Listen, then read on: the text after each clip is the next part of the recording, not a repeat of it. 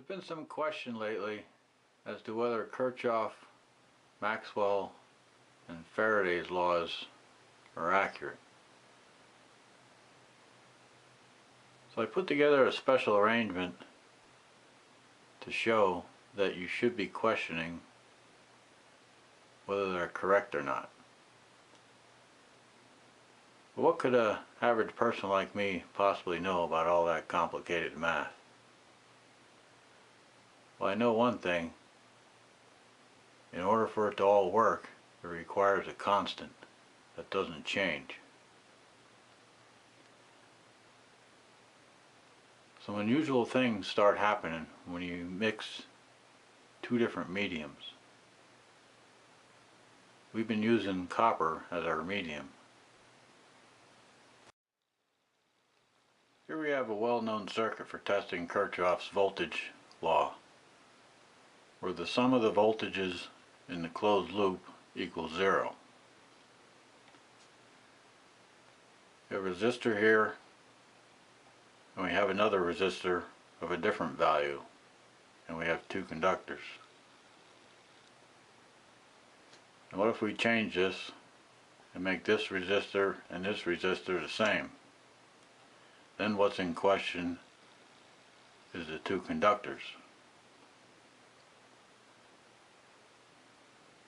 Now what if those two conductors are of a different medium, one being copper and the other Constantine?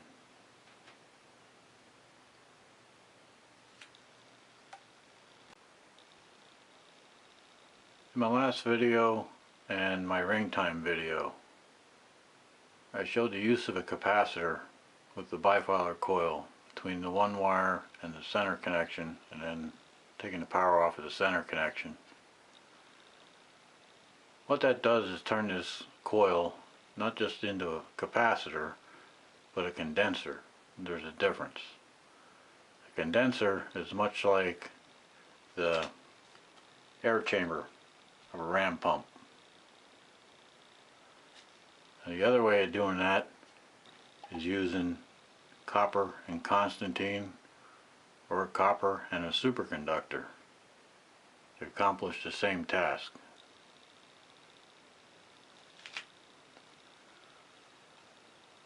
Now with the two different mediums, the addition of the capacitor here, you can change the impedance of that coil at will without rewinding.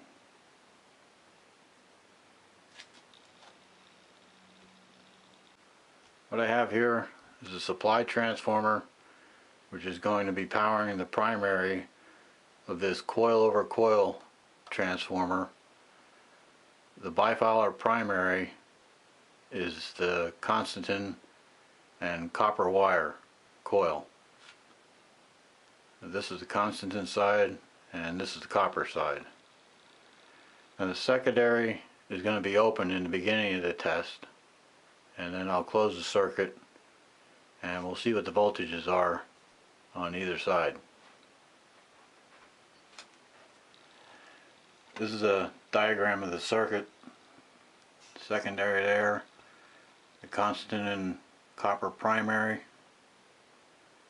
We got the two light bulbs, which are going to give us an indication also of the voltage, which I'll be taking the voltage reading across here. I added two theoretical mega ohm resistors here for anyone on this side not willing to think outside the box.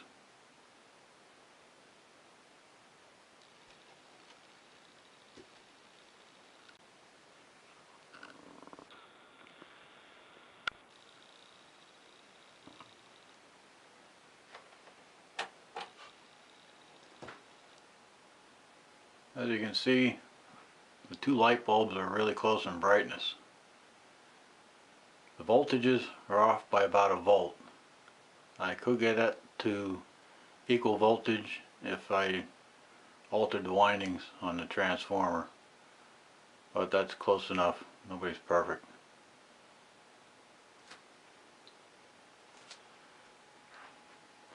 So now when I close the secondary, you'll see the brightness of the bulbs change. We now have 6.5 on the Condenser side and 0.1 on the copper side.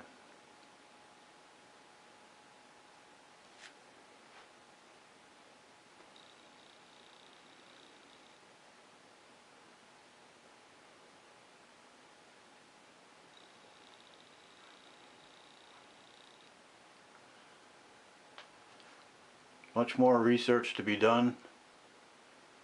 I'd like to say thanks to everyone that's made donations. They're greatly appreciated. Thanks for watching.